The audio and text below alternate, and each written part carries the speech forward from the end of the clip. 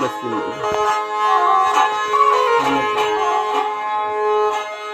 دوستان توجه کنید این شعر خاص الخاص به فرمایش محمد خان رخشانی گوشتاری که باز دوست داری که خدا کن که را پسندید.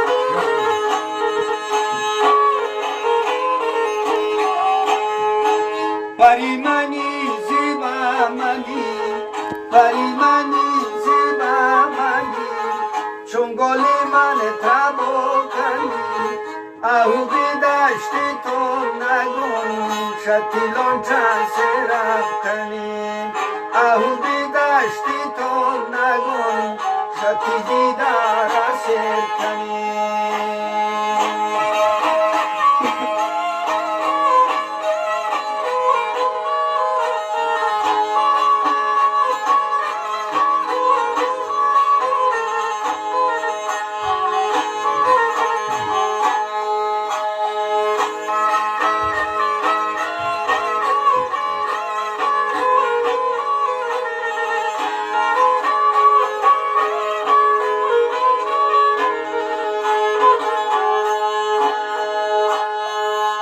امارو چی کتا شوتای تیری مینا جایی جاتای، امارو چی کتا شوتای تیری مینا جایی جاتای، سوتا تمام دانو دگار دگاوانتی پرور دگار، سوتا تمام دانو دگار دگاوانتی پرور دگار.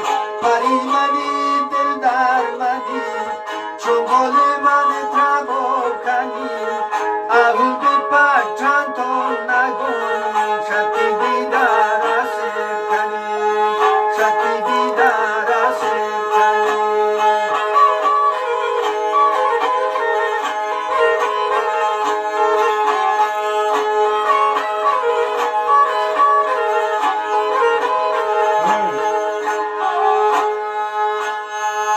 ای دل پچین کا سوچه، ای دل پچین کا سوچه، کارم خدا ہے نگوشه، شوتی غمان دوست نکوشه، شوتی غمان دوست نکوشه، سوتون تارو چی ماشرا